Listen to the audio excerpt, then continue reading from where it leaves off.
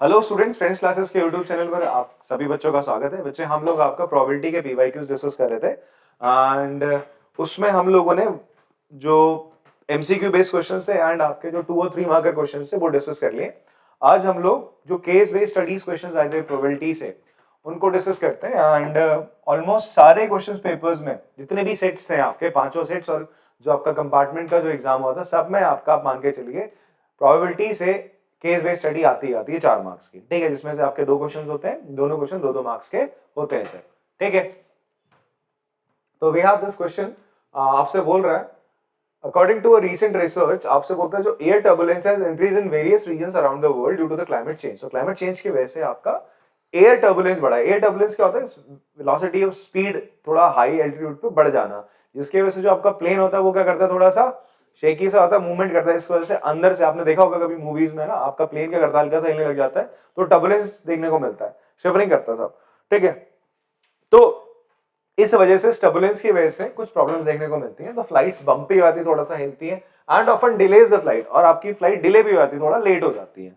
ठीक है जी, ये टर्बुलेंस की वजह से। Assume that an airplane observe severe turbulence. तो आपसे बोलता है एयरप्लेन को, एक एयरप्लेन है उसे किस तरीके के टर्बुलेंस मिल रहे हैं? सीवियर मतलब बहुत तगड़े टर्बुलेंस मिल रहा है भाई, बहुत ज्यादा टर्बुलेंस देखने को मिल रहा है, या फिर उसे मॉडरेट टर्बुलेंस देखने को मिलता है, या तो लाइट टर्बुलेंस मतलब कभी एक प्लेन उड़ा, ऐसा हो सकता है कि कभी बहुत ज्यादा हवाएं चल रही, बहुत ज्यादा तेज, प्रेशर वेलोसिटी डिफरेंट डिफरेंट है, तो जिस वजह से उसको बहुत ज्यादा टर्बुलेंस देखने को मिल रहा है, सीवियर है हो गया।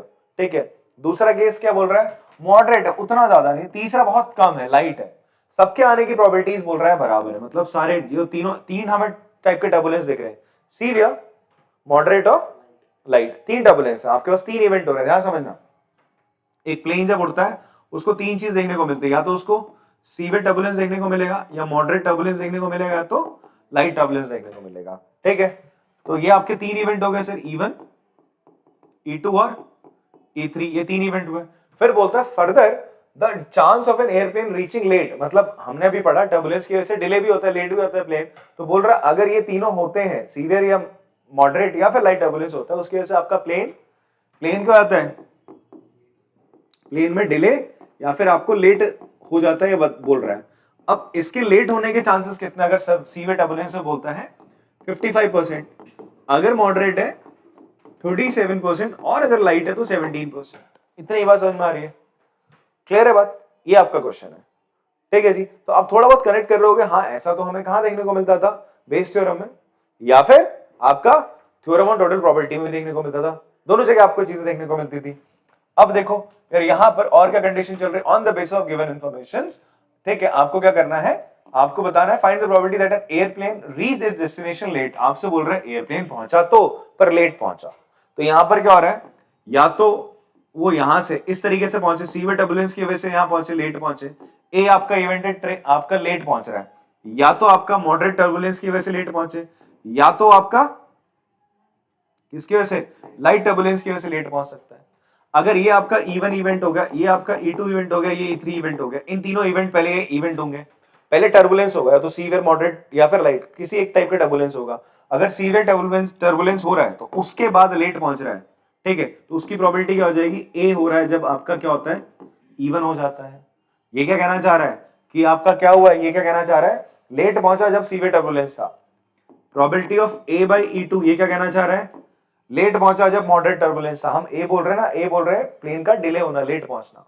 हम बोल रहे हैं ए हो पाया कब, जब आपका लाइट टर्बुलेंस था। ठीक है, तो लेट इन तीनों तरीकों से पहुंच सकता है। तो लेट होने की प्रोबेबिलिटी बतानी, तो इन तीनों को क्या कर दोगे तुम, 8।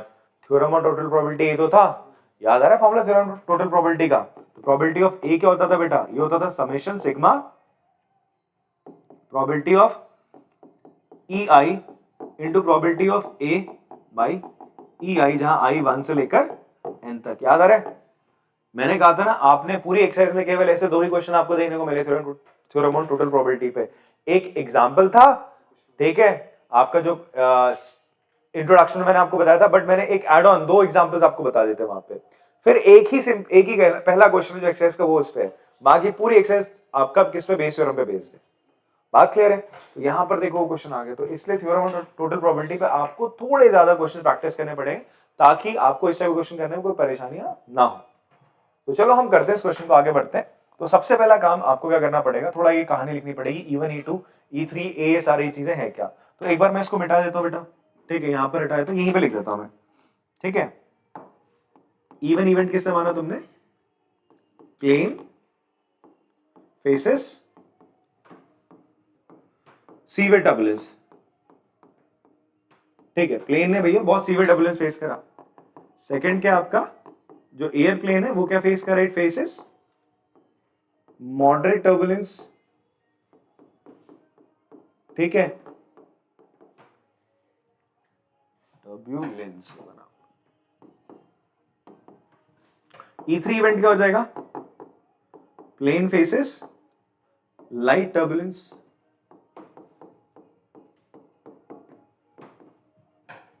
ए क्या है आपका इवेंट है, plane reach late to destination,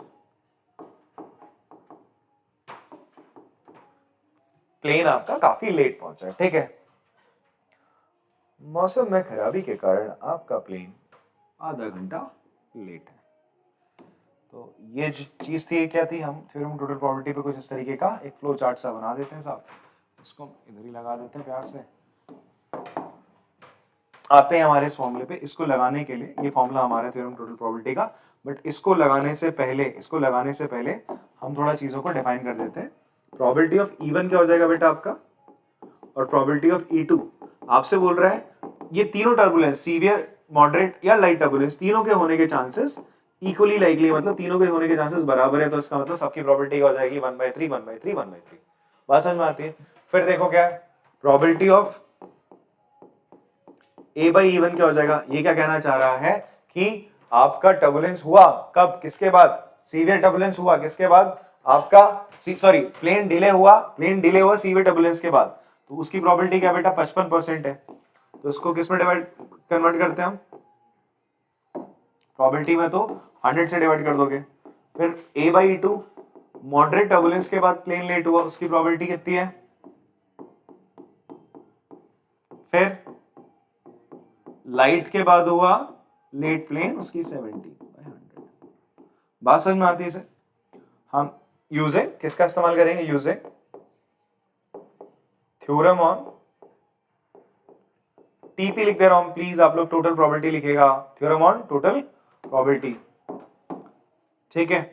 using theorem on total probability का हम प्रयोग करेंगे। फॉर्मूला ये है प्यारा सा आपका, जो फॉर्मूला क्या कहता है, इसके अकॉर्डिंग अगर हम चलें तो प्रोबेबिलिटी ऑफ ए क्या हो जाएगा बेटा, probability of E1 into probability of A/E1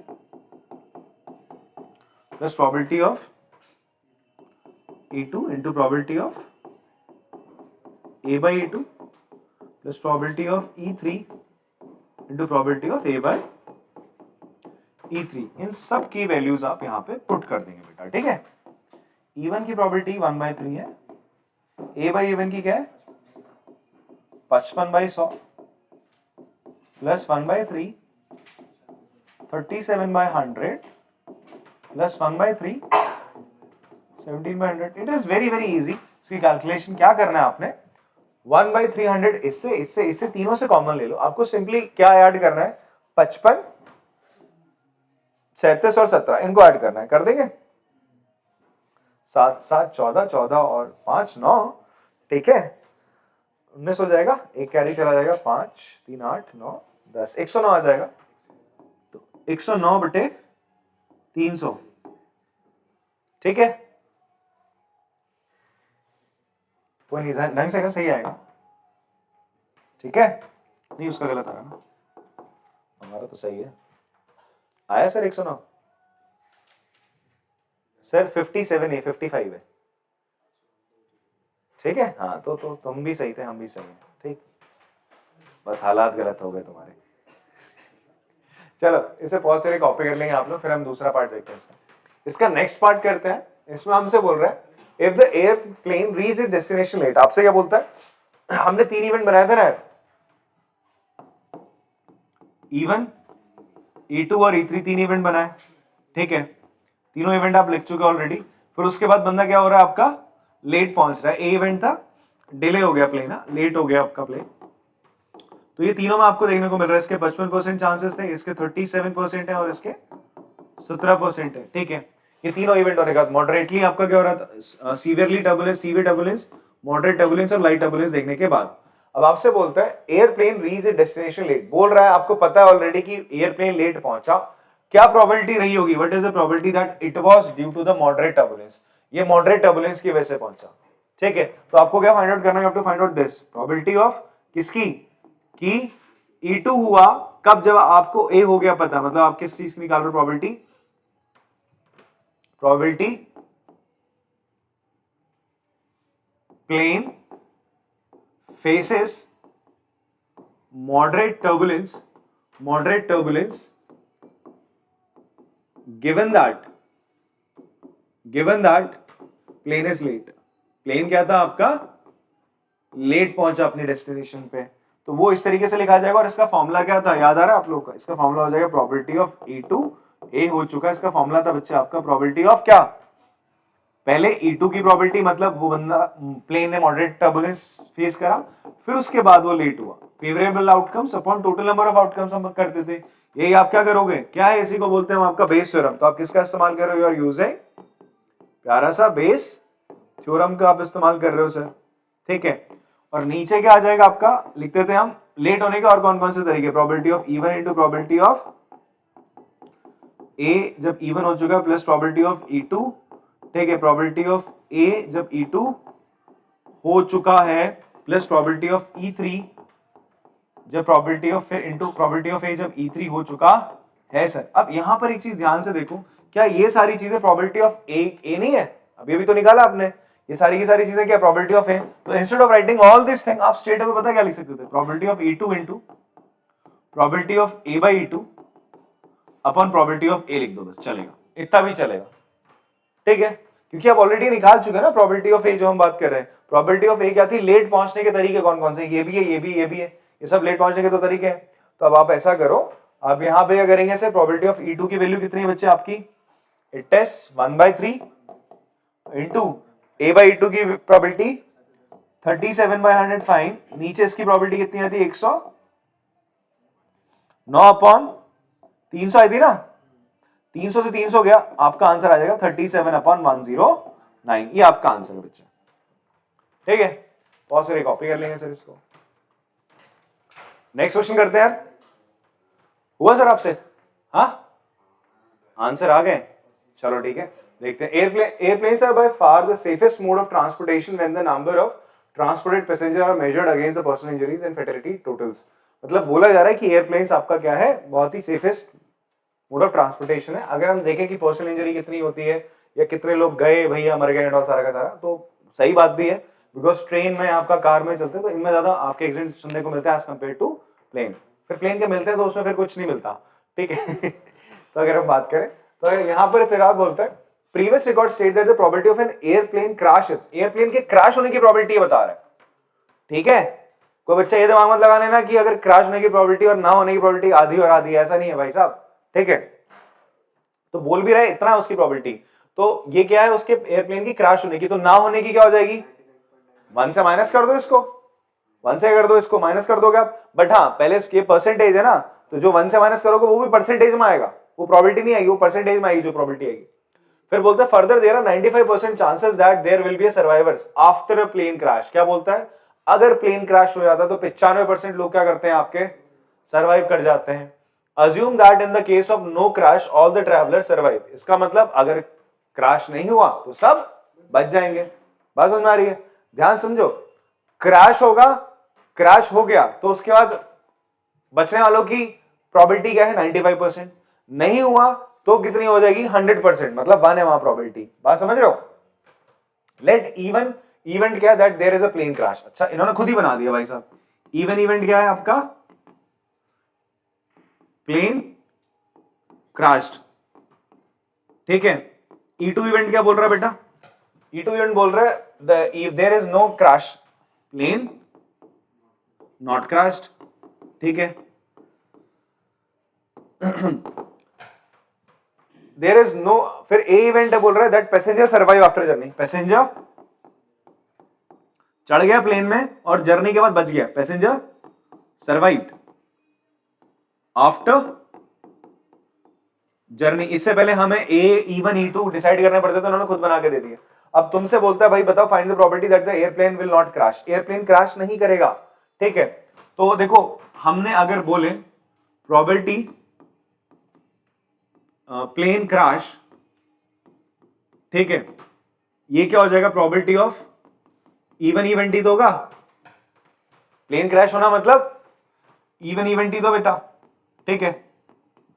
तो उसको लिख लेते हैं, चलो यहां पे कर देता हूं मैं। तो प्रोबेबिलिटी ऑफ इवन क्या हो जाएगा बेटा जी, आपका प्रोबेबिलिटी ऑफ इवन हो जाएगा, गिवन है आपको कितना, 0.0000, कितने जीरो में, 3 2 4 1% है ना, तो परसेंट को हटाने के लिए हम क्या करते हैं, 100 लगा देते हैं, ठीक है। तो एक तो और आप इसको क्या लिख सकते हो, 0.00001% भी लिख सकते हो। तो अगर मैं बोलूं प्रोबेबिलिटी ऑफ E2 क्या हो जाएगा, प्रोबेबिलिटी ऑफ E2 क्या हो जाएगा, आप क्या करोगे, 1 में से इसको माइनस कर दोगे, 1 में से इसको क्या कर दोगे, आप माइनस कर दोगे। बट आप एक चीज देखो कि जब आप इसको पॉइंट हटाओगे तो क्या बन जाएगा, मैं और हटाया तो परसेंटेज हटाया तो, बिकॉज प्रोबेबिलिटी पूछ रहा है, पॉइंट हटाओगे तो क्या हो जाएगा, 1 2 3 4 5 जीरो नीचे आएंगे, 1 अपॉन 1 2 3 4 2 तो थे ही, 2 2 4 5, इतने जीरो आ जाएंगे सर, ठीक है। अब आपको इसकी E2 की प्रोबेबिलिटी निकालनी है, वो एक्चुअल में क्या, क्रैश। देखो दो चीज होंगी, या तो होगा या तो नहीं होगा। होने की प्रोबेबिलिटी है, ना होने की ये किसके बराबर होगी, 1 माइनस प्रोबेबिलिटी ऑफ E1 क्या हो जाएगी, प्लान जो प्लेन नॉट क्रैश, प्लान नहीं है सॉरी प्लेन है, ठीक है। तो यहां पर क्या हो जाएगा सर, आप माइनस करोगे 1 माइनस 1 अपॉन 1 0 0 0 0 0 0, कितने जीरो भाई, 7 है, 3 4 7, हाँ 3 4 7, ठीक है। तो इससे आपको 1 माइनस करना है, ठीक है। तो प्रोबेबिलिटी ऑफ E2 क्या हो जाएगा, प्रोबेबिलिटी ऑफ E2 मतलब प्लेन आपका क्रैश नहीं हुआ, उसकी प्रोबेबिलिटी माइनस करेंगे सर, इससे कितना मिलेगा आपको, 1 2 3 4 5 6 7 9 मिलेंगे, 1 2 3 4 5 6 7, ठीक है जी। ये आपकी प्रोबेबिलिटी आ गई, प्लेन क्रैश नहीं हुआ है, क्लियर है। अब आपसे क्या बोलते हैं, निकालो यार, find probability of this, probability of A by E1 plus ये। अच्छा देखो प्रोबेबिलिटी ऑफ A जब E1 हो चुका है तो वो आपको बोल रहा है, ठीक है, मैं सीधा इसके बाद इसकी वैल्यू लिख दे रहा हूं, ठीक है। ये क्या कहना चाह रहा है, आपसे बोलता है कि प्लेन के क्रैश होने के बाद बंदा बचा है, 95% चांसेस है, उसके कितने चांसेस है, 95%, तो उसको क्या लिख दोगे आप, 95/100 प्लस, और क्या बोल रहे हैं आपका, क्रैश नहीं हुआ, क्रैश नहीं हुआ, सही सही सलामत पहुंच गया, फिर बंदे बच गए। आप सोच रहे हो प्लेन क्रैश नहीं हुआ फिर भी बंदे सर्वाइव कर रहे हैं, उसकी प्रोबेबिलिटी तो बोल रहा है बच ही आते सारे बच जाते, 1 हो जाएगी, उसकी प्रोबेबिलिटी होगी 1। ऐड करोगे तो कितना हो जाएगा बेटा, 195 एक सेकेंड ना, ये नीचे 100 होगा ना यार, 195 क्यों लिख रहे हैं, ये 100% होगा आपका, एक सेकेंड, तो ठीक है ठीक है ठीक है, सही है। अच्छा यहां पर हम दो प्रोबेबिलिटीज को ऐड करें तो उसका सम क्या हो सकता है, 1 से ऊपर जा सकता है, तो घबराने वाली बात नहीं, मैं घबरा गया था, ठीक है। तो कितना हो जाएगा, ये हो जाएगा आपका 195/100 हो जाएगा बेटा, ठीक है। तो यहां पर आप प्रोबेबिलिटी देखो 1.95 है, बट ये दो प्रोबेबिलिटीज का सम है, एक सिंगल प्रोबेबिलिटी नहीं है। सिंगल जो प्रोबेबिलिटी हम इवेंट की अगर निकाल रहे हो तो वो तो हमेशा 1 से नीचे होगी, यहाँ पे दो प्रोबेबिलिटीज ऐड करो तो हो सकता है 1 से ऊपर जा सकती है, ठीक है। इतनी बात समझ में आती सर आपको। इसका दूसरा पार्ट करें सर, अच्छा हाँ तीसरा पार्ट, तो ये कितना है भाई आपका 7। नेक्स्ट क्वेश्चन देखते हैं, मतलब इसी का पार्ट है अगला, इसमें भी और करके, ठीक है जी। वो 1 1 मार्क्स के थे और ये 2 2 मार्क्स के आपके दोनों क्वेश्चंस। तो यहां पर है find the probability of A. Probability of A का मतलब समझ रहे हो आप कि भाई आपका, हाँ आपसे बोल रहे हैं प्लेन क्या हो गया बच्चे, यहां पे देखो E1 और E2 इवेंट हुए, प्लेन या तो क्रैश हुआ या फिर नॉट क्रैश, नहीं क्रैश होगा या तो नहीं होगा क्रैश, फिर उसका क्रैश होने के बाद बंदा सर्वाइव कर जाए, उसको इवेंट सब मान रहे हैं, इवेंट सर्वाइव होना मान रहे हैं, या फिर नहीं होने के बाद सर्वाइव कर रहा है, तो हम ये तो होगा बेटा आपका, ठीक है। इतनी बात समझ में आ रही है। तो यहां पर इसकी वैल्यू क्या होगी, थ्योरम ऑन टोटल प्रोबेबिलिटी का हम इस्तेमाल करेंगे। सर थ्योरम ऑन होगा ऑफ होगा, of, theorem of total probability ठीक है, इससे पहले वाले में हमने ऑन का प्रयोग करा था, एक बच्चा हमारी ग्रामर सही करा, तो theorem of Deepak sir, sorry बच्चा नहीं है सर, दीपक सर है, तो थ्योरम ऑफ टोटल प्रोबेबिलिटी बोल रहे हैं। ठीक है, बोल रहे हैं, मैंने बोल रहे हैं बोला ना, अरे सॉरी सॉरी सॉरी, ठीक है, ये तौहीन है दीपक सर की। Probability of E1 into probability of A by E1 plus probability of E2 probability of A by E2। इतनी बात समझ में आ रही है? ये क्या बता रहा है, प्लेन के क्रैश होने या ना क्रैश होने के बाद सर्वाइव करने वालों की क्या प्रोबेबिलिटी रहेगी सर। तो इसकी वैल्यू रखते हैं, प्रोबेबिलिटी ऑफ E1 कितना है बच्चे, अब ये भी निकाला था हम लोगों ने यहाँ पे 1 अपॉन कितने जीरो आगे, 1 2 3 4 5 6 7। Probability of A by E1 अभी निकाला था आपने 95 बाय 100 था, प्लस प्रोबेबिलिटी ऑफ E2 कितना है बच्चा आपका, इट इज 99999, फिर 1 2 3 4 अपॉन 1 2 3 4 5 6, 1 2 3 4 7 7 जीरो ना, N2 इसकी प्रोबेबिलिटी तो 1 है। ठीक है, अब क्या कॉमन निकलेगा सर, यहां से ये कॉमन निकलेगा और ये इससे मल्टीप्लाई होकर इसमें 95 क्या हो जाएगा, 8 हो जाएगा सर। तो फाइनली आपके पास क्या आंसर आएगा, ये अगर मैं बात करूं इसकी तो ये हो जाएगा आपका, देखो ध्यान से 100 से मल्टीप्लाई होगा, 100 से इधर मल्टीप्लाई होगा, आपका बाहर क्या आएगा 10 की पावर 7 कॉमन आ जाएगा, और ये जब इधर मल्टीप्लाई होगा तो उसके आगे 2 जीरो और फिर 95 ऐड होगा, तो कितना हो जाएगा, 99999। कितनी बार 9 थे आपके, 7 बार, फिर 95 आ जाएगा आगे, अपॉन नीचे 1 2 3 4 5 6 7। बात क्लियर हो रही है सर। इनटू फिर से 2 जीरो और आएंगे, बिकॉज नीचे वाला ये 100 भी तो है, समझो यार क्या हुआ है, इसको 10 की पावर 7 10 की power 7 1 upon 10 raise to the power 7 मैंने कॉमन ले लिया, अंदर क्या बचेगा 95 बाय 100 प्लस,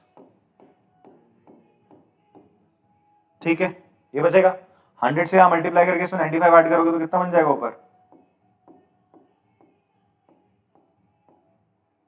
आगे 95 भी तो आएगा, इसके आगे 2 जीरो आएंगे, 95 ऐड करोगे तो नीचे 95 तो बन जाएगा, और यहां पर क्या हो जाएगा 10 की पावर क्या हो जाएगा 9 हो जाएगा, मतलब इसके आगे कितने जीरो लगा दो यार 9, 1 2 3 4 5 6 7 8 9।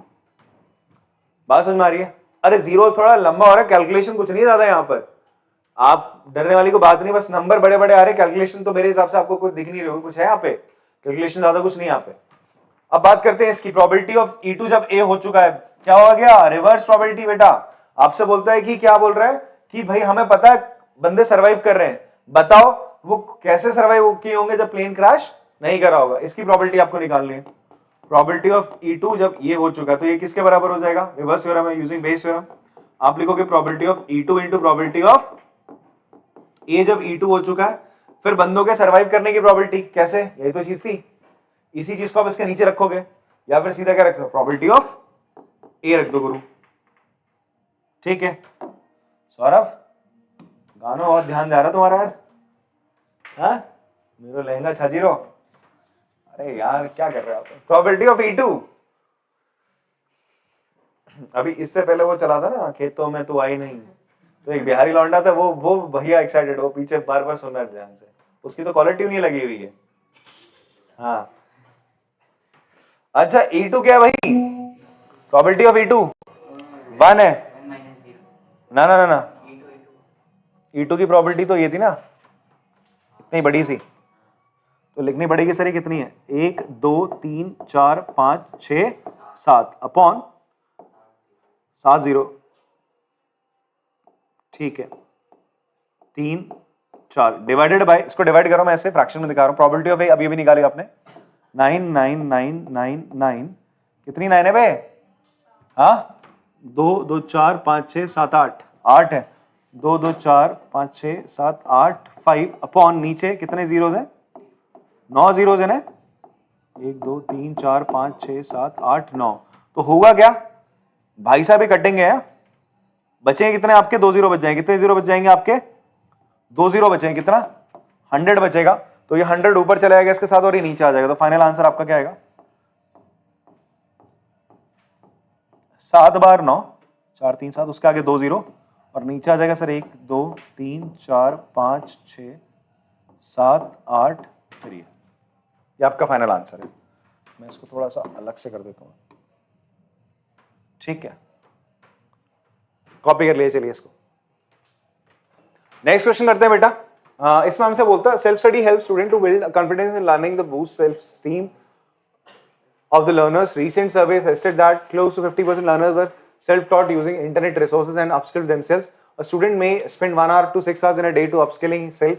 The probability distribution of the number of hours spent by student is given below. आपसे बोल रहे हैं लोग आजकल अपने आप को क्या कर रहे हैं, एक तरीके से सेल्फ टीच कर रहे हैं बिना इधर उधर कोचिंग वगैरह जाए हुए, ठीक है, इंटरनेट के थ्रू एंड ऑल सारा का सारा, ठीक है। तो यही बोल रहे हैं, मतलब आप फ्रेंड क्लास में आइए, पढ़िए, कहीं इधर उधर जाने की जरूरत नहीं है, ठीक। तो ये है, अब तो पूरे साल फीस दे दिया तुम पूरे की देना, टेंशन नहीं है, मैं ऑनलाइन वाले बच्चों से कह रहा हूँ।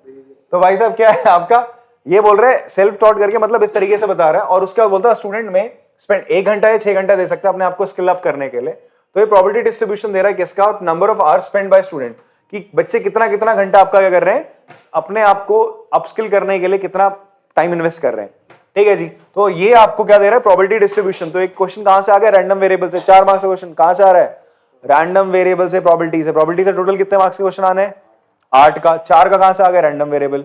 मैंने आपसे क्या कहा था, जो टॉपिक है ही नहीं, छोटा सा इतना दे रखा है, इस पे कोई क्वेश्चन नहीं है, उससे 4 मार्क्स के क्वेश्चन उठा के दे रहे हैं। तो इसलिए हमने इस पे एक वीडियो बना रखी डिटेल्ड, वहां पे देखना, बढ़िया से क्वेश्चन कर रखे हैं। अभी फिलहाल 2 बनाएंगे फिलहाल। तो इस पे आपसे बोला इसका प्रोबेबिलिटी डिस्ट्रीब्यूशन टेबल बनाओ। कितने रैंडम वेरिएबल है बेटा आपके पास, 1 2 3 4 5 6 रैंडम वेरिएबल है। तो रैंडम वेरिएबल क्या होंगे आपके पास, 0 नहीं है। स्टार्ट कहां से हो रहा है, 1 2 3 4 5 और 6 से गुरु स्टार्ट हो रहा है, ठीक है, सॉरी 6 पे एंड हो रहा है, माय बैड। ये इसकी प्रोबेबिलिटी लिख लेते हैं। आपसे बोलता है अगर 1 2 3 है, अगर प्रोबेबिलिटी 1 2 सॉरी अगर रैंडम वेरिएबल 1 2 3 तो प्रोबेबिलिटी क्या रहेगी, k x स्क्वायर रहेगी। इसका कहने का मतलब है, मतलब x की जगह 1 डाल दो तो k इंटू 1 का स्क्वायर कितना हो जाएगा, k। अगर प्रोबेबिलिटी, अगर आपका रैंडम वेरिएबल 2 है तो उसकी प्रोबेबिलिटी k x स्क्वायर रहेगी, x की जगह 2 डाल दो, 2 का स्क्वायर कितना हो जाएगा 4k। बेटा ये x की जगह इन वैल्यूज को डालना है, 3 का स्क्वायर कितना हो जाएगा 9k। अब बोलता है अगर ये होगा 4 5 6 रैंडम वेरिएबल तो 2kx रहेगा, मतलब 4 2 जा 8k, 5 रखोगे 10k, 6 रखोगे, तो ये तुम्हारा क्या बना बेटा, प्रोबेबिलिटी डिस्ट्रीब्यूशन टेबल बना इसका in the form of k, ठीक है।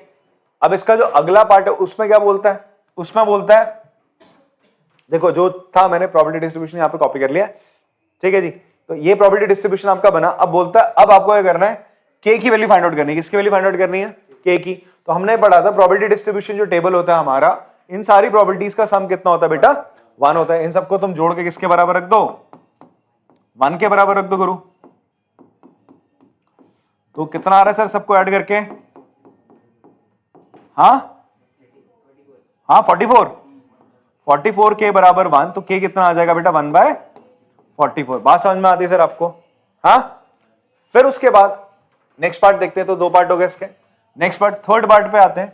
उसमें हमसे बोलता है find mean number of hours, ठीक है। तो मीन नंबर ऑफ आवर्स आपसे बोलता है, मीन निकालने को बोल रहा है। क्या निकालने को बोल रहा है, मीन निकालने को बोल रहा है। अब मीन कैसे निकलेगा यार, हमने मीन की फॉर्मूला पढ़ा था, mean of this random variable क्या होगा, इससे इसको मल्टीप्लाई करोगे आप, जितने भी रैंडम वेरिएबल होते हैं उनको उनकी प्रोबेबिलिटी से मल्टीप्लाई करके सबको जोड़ दिया जाता है। तो 1 इंटू k हो जाएगा, प्लस 2 इंटू 4k 8k हो जाएगा, 3 into 9k 27k, 4 into 8k 32k, plus 5 into 10 50k, plus 6 into 12 72k। इनको ऐड करने पे टोटल कितना आ रहा है बच्चे, जोड़ा और भी जोड़ लो भाई बच्चे, 220। इन सबको जोड़ने पाएगा 190 के, कितना आ जाएगा 190 के, ठीक है जी। अरे हाँ, सीधा भरोसा नहीं करना चाहिए ना कभी कभी। तो 190 के आ रहे हैं। अब k की वैल्यू कितनी निकाली थी हमने इससे पहले, 1/44, तो 190 अपॉन 44 कैंसिल हो रहा है, तो कैंसिल कर देंगे तो कितना हो जाएगा 95/22। ये आपका मीन आ गया। बात समझ में आ रही है सर आपको। फिर आपसे बोलते हैं आपको ये निकालना है फाइंड प्रोबेबिलिटी जब 1 x रैंडम वेरिएबल 1 और 6 के बीच में। तो ये एक्चुअल में किसके बराबर होगा? तो इसका मतलब आपको प्रॉपर्टी निकालनी जब रैंडम वेरिएबल की वैल्यू 2 रही होगी, 3 रही होगी, प्लस इसका मतलब यही होता है बेटा, एक्स रैंडम वेरिएबल 1 और 6 उसकी प्रॉपर्टी आपसे निकालने को बोल रहा है, तो इसका मतलब एक्स की वैल्यू 2, 3, 4 या 5 रही है, इन सबको जोड़ दो। अगर यहां पर ऐसा साइन होता ग्रेटर देन इक्वल्स टू का, ठीक है, स्लैक इनइक्वालिटी होती, तो आप 1 और 6 को भी इंक्लूड कर रहे होते, ठीक है। अब बच्चे आपने सीधा सीधा ऐड कर लेना है चीजों को, तो कितना हो जाएगा सर ये? इसकी प्रॉपर्टी कितनी थी? 4 के, 9 के, 8 के और 10 के, इनको जोड़ लो, कितना आ रहा है? 9, 8, 17, 17, 4, 21, 21, 10, 31 के, और के की वैल्यू 1/44 थी, तो आंसर 31/44 आ रहा है सर, ठीक है। बहुत सारी कॉपी करेंगे इसको। चलिए नेक्स्ट क्वेश्चन करते हैं बेटा, अच्छा क्वेश्चन है आपका। अभी तक जो क्वेश्चन आ रहे थे केस स्टडी में, वो बेस थ्योरम है, थ्योरम ऑफ टोटल प्रोबेबिलिटी के थे, ठीक है। अब जो क्वेश्चन मिला है हमें कहां से मिला? कंडीशन प्रोबेबिलिटी, मतलब हमारी जो पहली दो एक्सरसाइज है वहां से मिल रहा है, ठीक है जी। तो यहां पर देखो आपसे बोलता है Rohit, Jasprit and Alia appeared for an interview, एक इंटरव्यू के लिए जाते हैं जहां पे 3 वैकेंसीज हैं, ठीक है, for 3 vacancies in the same post, मतलब 3 वैकेंसीज हैं सेम पोस्ट के लिए, ठीक है। तो 3 लोग 3 पोस्ट के लिए जा रहे हैं भाई साहब। फिर बोलता है कि प्रोबेबिलिटी की रोहित का सिलेक्शन हो जाएगा 1/5 है, जसप्रीत का हो जाएगा 1/3 है, एंड आलिया का सिलेक्शन हो जाएगा 1/4 है। The event of selection is independent of each other. इसका मतलब समझ रहे हो कि ये सारे के सारे इवेंट क्या इंडिपेंडेंट है, इनका एक दूसरे से लेना देना नहीं है, मतलब एक के सिलेक्शन से दूसरे के सिलेक्शन को कोई हार्म नहीं होगा। बात समझ में आती है सर आपको?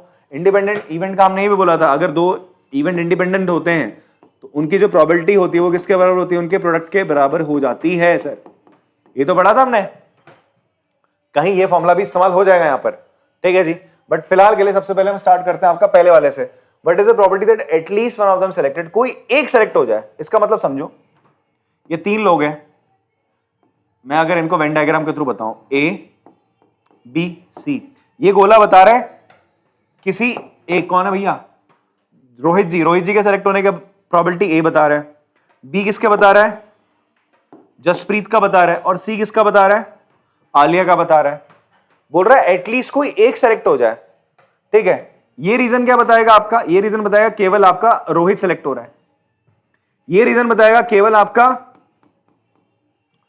जसप्रीत सेलेक्ट हो रही है, ये रीजन बताएगा केवल आपका आलिया सेलेक्ट हो रही है। एटलीस्ट का मतलब कोई एक हो जाए, या 2 बंदे भी सेलेक्ट हो सकते हैं, कोई 2 हो जाए, तो आपका ये रीजन कौन बताएगा? क्या बताएगा कि रोहित और जसप्रीत सेलेक्ट हो रहे हैं, ये रीजन बताएगा आलिया और रोहित सेलेक्ट हो रहे हैं, और ये बताएगा जसप्रीत और आलिया सेलेक्ट हो रहे हैं, और ये बताएगा बीच वाला तीनों सेलेक्ट हो रहे हैं, ठीक है। तो एटलीस्ट में या तो एक, या तो 2, या तो तीनों आ सकते हैं, मतलब ये सब आ जाएंगे। इसका मतलब ये क्या? A union B union C सब आ जाना। और बाहर क्या रीजन बताएगा? कोई सेलेक्ट नहीं हो रहा, बाहर का रीजन बता रहा है कोई सेलेक्ट ना हो। तो एटलीस्ट अगर आपको चाहिए तो आप ऐसा करो ना, आप ऐसा कर सकते हैं। क्या कर सकते हैं जी? आपका फर्स्ट पार्ट में, if you want to probability of at least one of them selected, ये किसके बराबर होगा? 1 minus probability no none of them selected, कोई भी नहीं सेलेक्ट हुआ भाई, नन ऑफ देम सेलेक्टेड, कोई भी सेलेक्ट नहीं हुआ उसकी प्रोबेबिलिटी, ठीक है जी। तो कोई भी नहीं सेलेक्ट हुआ वो केस का हो जाएगा। तो देखो वो कैसे निकलेगा सर आपका? नन ऑफ देम सेलेक्टेड का मतलब ये क्या है? ये इवेंट हुआ ना। अगर मैं क्या मान के चल रहा हूं, ए इवेंट क्या है ना, नीचे नहीं, हम ऊपर से बात करेंगे, पहला क्वेश्चन तो ये है ना, वो तो बात की बात है। ए हमने मान लिया रोहित इज सेलेक्टेड, ठीक है। बी इवेंट मान लिया आपने जसप्रीत इज सेलेक्टेड,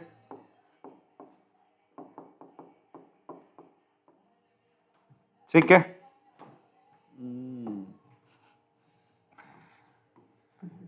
क्या ही गाने बज रहे हैं यार आज। सी आलिया इज सिलेक्टेड, ठीक है। तो प्रोबेबिलिटी ऑफ ए क्या हो जाएगा बेटा आपका? ए की प्रोबेबिलिटी क्या है? गिवन है आपको 1/4, 5 है, रोहित के यहाँ 1/5 है, तो उसके कॉम्प्लीमेंट क्या हो जाएगा बेटा जी? 4/5। प्रॉपर्टी ऑफ बी, जसप्रीत हो जाए सेलेक्ट, उसकी प्रॉपर्टी 1/3 है, तो ना हो सेलेक्ट, उसकी प्रॉपर्टी क्या हो जाएगी बेटा? 2/3। Property of C, Alia ji select हो रही है, उसकी प्रॉपर्टी 1/4 है, ना हो सी कॉम्प्लीमेंट 3/4। 1 से माइनस कर देंगे ना, इन सबको 1 से माइनस करो, इनके ना होने की प्रॉपर्टी आ जाएगी। इतनी बात समझ में आती है। अब देखो जी ध्यान से यहाँ पे, तो ये क्या होगा? None of them selected. ये इसको हम कैसे लिखेंगे? A intersection B intersection C, मतलब सी का कॉम्प्लीमेंट, ए का कॉम्प्लीमेंट इंटरसेक्शन बी का कॉम्प्लीमेंट इंटरसेक्शन सी का।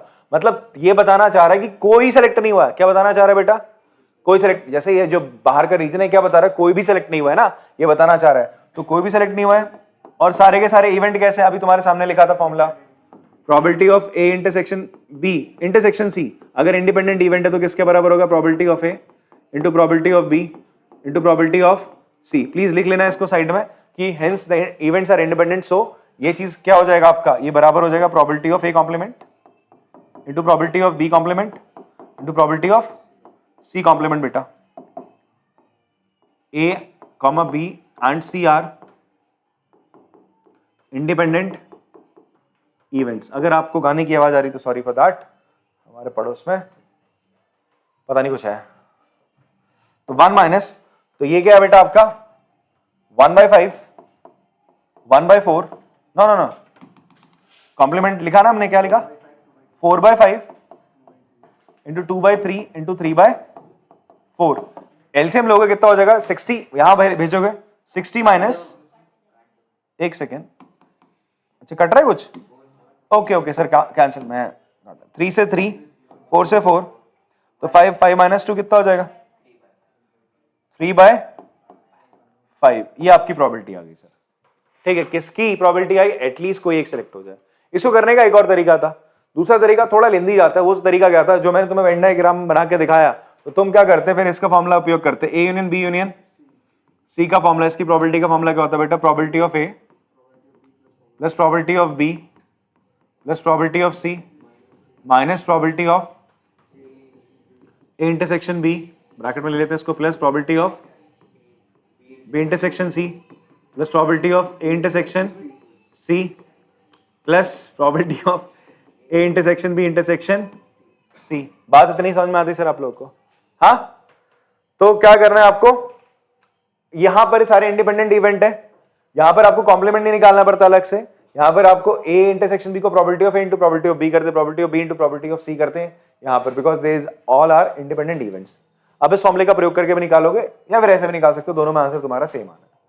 बात क्लियर है जी? आपको कॉपी कर सकते हो आप लोग इसको। चलो चलो बेटा, इसका सेकंड पार्ट देख लेते हैं। इसमें हमसे बोल रहा है क्या फाइंड आउट करना है? हमें फाइंड आउट करना है प्रोबेबिलिटी ऑफ जी जब एच कॉम्प्लीमेंट हो चुका। अब ये जी और एच क्या है? आपसे बोलते हैं जी इवेंट है जसप्रीत का सिलेक्शन का, तो मैंने लिख लिया प्रोबेबिलिटी ऑफ जी जसप्रीत का सिलेक्शन 1/3 है। ठीक, अभी हमने इससे पहले एबीसी लिया था, उसको हटा दे।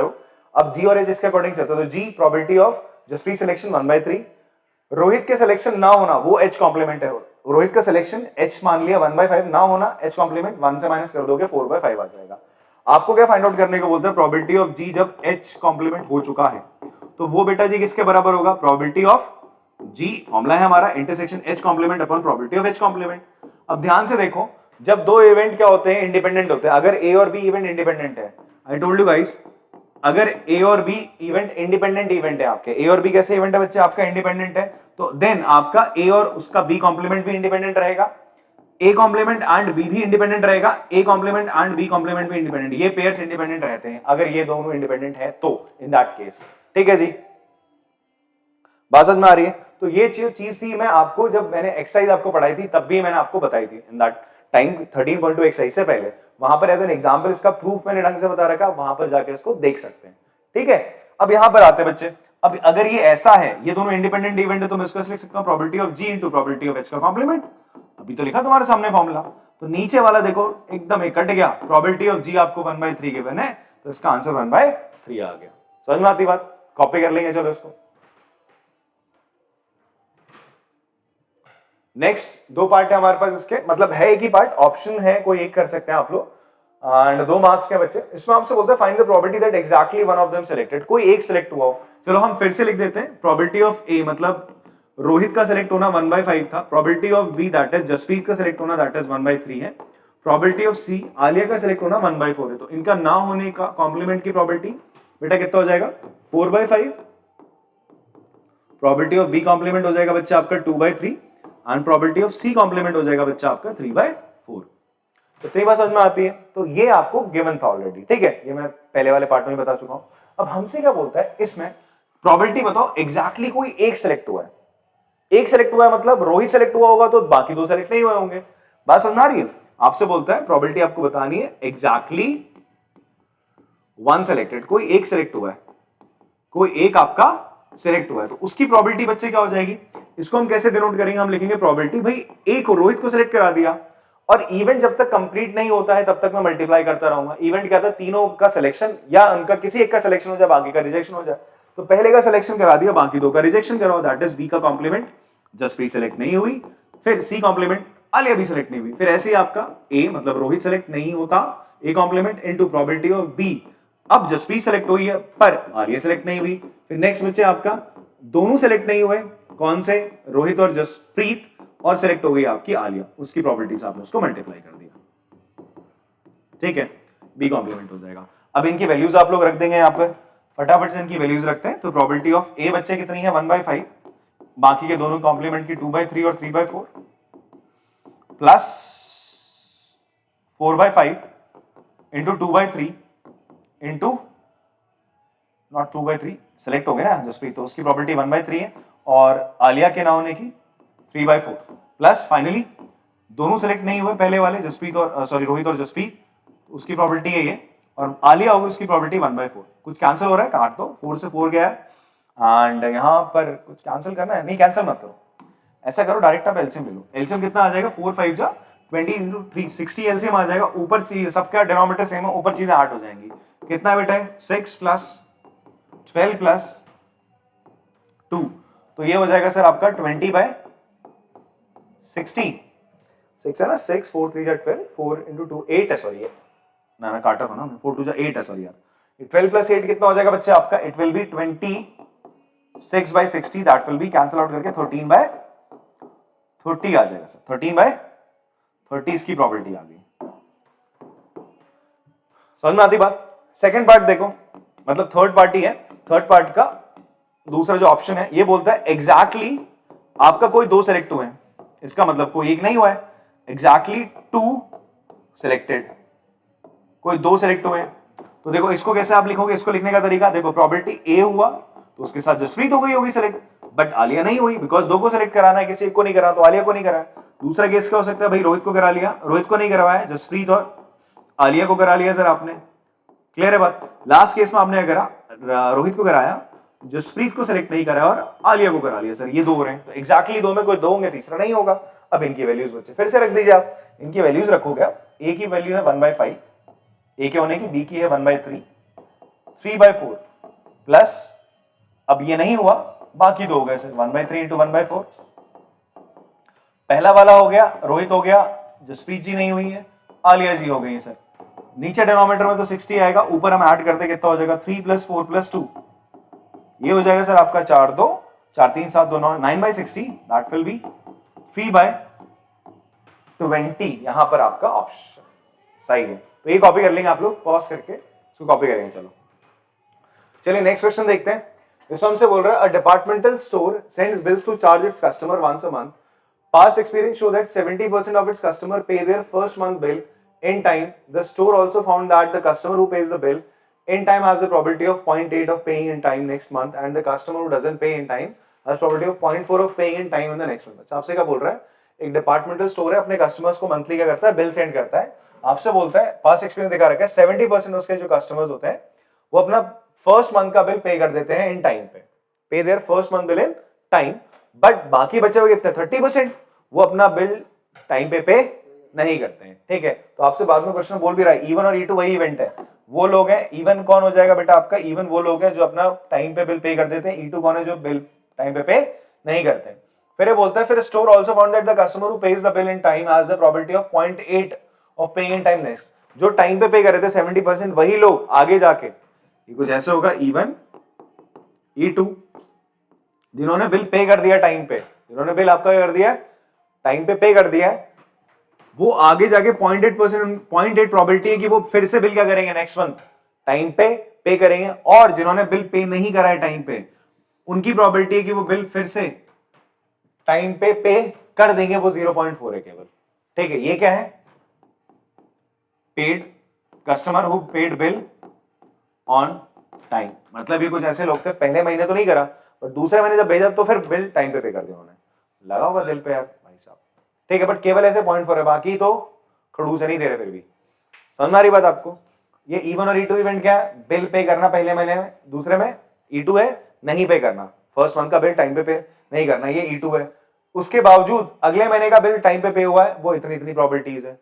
यहां पर फिलहाल तुमसे ये पूछ रहा है प्रोबेबिलिटी ऑफ इवन बता दो। प्रोबेबिलिटी ऑफ इवन तो बोल ही रहा था यार 70% है, ये हो जाएगा 70/100, दैट विल बी 0.7 हो जाएगा probability of even. Probability of E2 क्या हो जाएगा? 30% बोल रखा था तो 30/100 दैट विल बी 0.3 हो गई यार इसकी प्रोबेबिलिटी। क्लियर है? ये तो सिंपल सा था दोनों की प्रोबेबिलिटी। नेक्स्ट पार्ट आपसे बोलते हैं let A denote the event of customer paying second month bill. मतलब बंदा क्या कर रहा है, सेकंड मंथ का बिल उसने टाइम पे कर दिया, ए वो इवेंट है। ठीक है जी, तो आपसे बोल रहा है find probability of A by even. Given ही क्वेश्चन है यार, आपसे बोलता है पहले का बिल पे करने के बाद ढंग से दूसरा करता है, उसकी प्रोबेबिलिटी 0.8 दे तो रहा है। फिर बोलता है probability of A bye E2। ठीक है, हाँ 0.4 बोल तो रहा है कि भाई पहले नहीं दिया बट अब दे रहा है, दूसरे मंथ दे देता है, उसकी प्रोबेबिलिटी कितनी? 0.4, ये आपको दे रहा है। क्लियर? आगे बढ़ते हैं सर। फिर आपसे क्वेश्चन पूछ रहा है find the probability of customer paying second month bill in time. ठीक है, आपसे क्या बोल रहा है, यहां ध्यान समझना। E1 इवेंट हो गया, E2 इवेंट हो गया, ये क्या करे? पे बिल ऑन टाइम, ये तो था नॉट पेड बिल, नहीं बिल पे करा। फिर ए इवेंट क्या था? Paid bill in next month, अगले महीने बिल पे कर रहा है। ये पहले महीने में सही से बिल पे कर दिया टाइम पे, इससे नहीं करा, बट दूसरे महीने में दोनों ने बिल पे कर दिया। ठीक है, आपको बोल रहा है किसकी प्रोबेबिलिटी निकालनी है? प्रोबेबिलिटी ऑफ ए कि दूसरे महीने में बिल टाइम पे हो गया है। तो कैसे हो सकता है? पहले महीने में किया, पहले ये हुआ होगा इवेंट, पहले महीने में बिल पे कर दिया टाइम पे, फिर उसके बावजूद फिर भी नेक्स्ट मंथ में भी कर रहा है, ये हुआ होगा। ठीक है, तो this is a question on theorem of total probability पे बेस्ड है क्वेश्चन। तो यहाँ पे प्रोबेबिलिटी ऑफ ए किसके बराबर हो जाएगा? पहले क्या करा उसने? पहले महीने बिल पे करा होगा, फिर उसके बाद कंडीशन थी ना, उसके बाद भी उसने सेकंड मंथ में बिल पे करा, ये प्लस ये तो बोल रहा है ये प्रोबेबिलिटी आपको निकालनी है paying second month bill in time, दूसरे महीने का बिल पे कर रहा है टाइम पे। एक तो वो इस तरीके से कर सकता है, दूसरा पहले महीने टाइम पे बिल पे नहीं कर रहा बट दूसरे महीने कर रहा है, तो ये इस तरीके से भी हो रहा है सर आपका। अब आपको इनकी वैल्यूज डाल देनी है। सर इसकी प्रोबेबिलिटी कितनी आई थी? प्रोबेबिलिटी ऑफ इवन कितना आया था अभी आपके सामने? It was 0.7। इसकी ए बाय इवन की प्रोबेबिलिटी कितनी निकली थी? 0.8। इसकी प्रोबेबिलिटी निकली थी 0.3 और ये था पॉइंट, मल्टीप्लाई करो 0.56 प्लस 0.12, ऐड करेंगे 0.6। बात समझ में आती है सर आप लोगों को? ठीक है, नेक्स्ट देखते हैं। नेक्स्ट हमसे बोलते हैं find the probability of customer paying first month bill in the time if it is found that customer has paid the second month bill in time. क्या बोलता है आपसे? आपको प्रोबेबिलिटी का निकालनी है, बेस थ्योरम लग रही है, रिवर्स प्रोबेबिलिटी का क्वेश्चन आ गया। आपसे बोलता है बेटा क्या हो रहा है? ए इवेंट हो रहा है, मतलब बिल टाइम पे कर दिया। ए इवेंट क्या था? बिल टाइम पे कर दिया है सेकंड महीने में, दूसरे महीने में, कौन सा महीने में? आपसे बोल रहे सेकंड मंथ में आपका बिल टाइम पे कर दिया गया भाई साहब। पर प्रोबेबिलिटी आपको क्या निकालनी है? आपको पता है, ये आपको पता है प्रोबेबिलिटी निकालनी है कि भाई पीछे आओ, रिवर्स को जा रहा है, रिवर्स को जा रहा है। क्या बोलता है?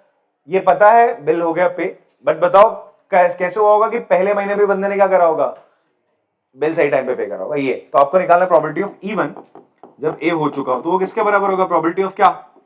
इवन सबसे पहले महीने बिल पे करा उसकी प्रोबेबिलिटी इनटू फिर उसके बाद सेकंड मंथ भी करा इसके बावजूद अपॉन नीचे क्या हो जाएगा कि सेकंड मंथ उसने बिल टाइम पे करा है, उसकी प्रोबेबिलिटी तो यही है ना। ये क्या है?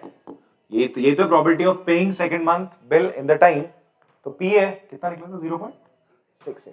तो उसके नीचे प्रोबेबिलिटी ऑफ ए लिख देना तुमने बस। यहां हो जाएगा 0.68। 6 से 8 बेटा। ऊपर प्रोबेबिलिटी ऑफ इवन कितना है? इट इज 0.12 ना ना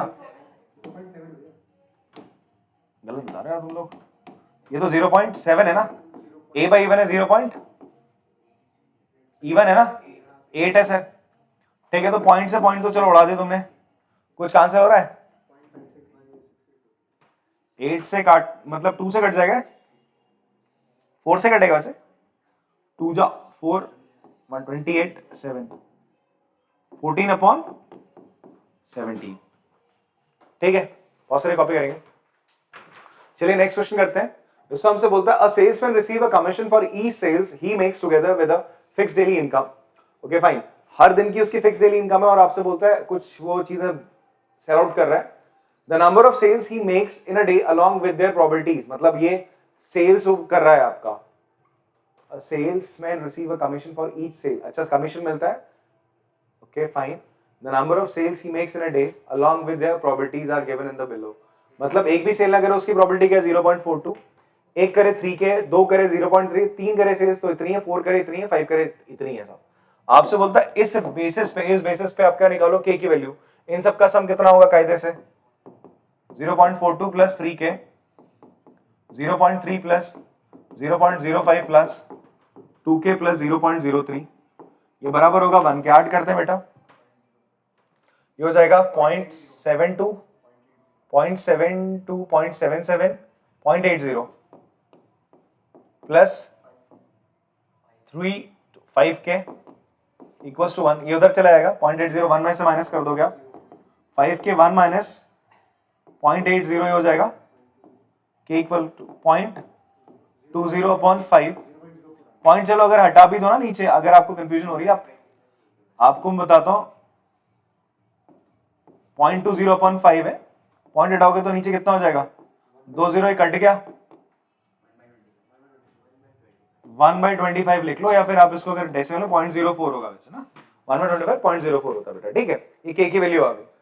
इतनी बात क्लियर है सर आपको? आगे बात करते हैं। आपसे बोलता है इवैल्यूएट, ये इसकी वैल्यू निकालो सर। रैंडम वेरिएबल की जो वैल्यू है 3 या 3 से ज्यादा, तो इसमें क्या कहा जाए? रैंडम वेरिएबल की वैल्यू 0, सॉरी नॉट 0 नहीं, 3 से ज्यादा 4, 4 से ज्यादा 5, इन सारी वैल्यूज को आपने जोड़ देना है। रैंडम वेरिएबल का क्वेश्चन इसमें ही तो करते हैं। x greater than equals to है 0.05 प्लस 2K प्लस 0.03, इसको जोड़ोगे तो कितना हो जाएगा? 2 इंटू K 0.04 प्लस 0.08 ना 2 4 Z 0.16 आएगा ना, 0.16 आएगा बेटा, 0.16 आ जाएगा। ठीक है, कॉपी करेंगे चलो इसको।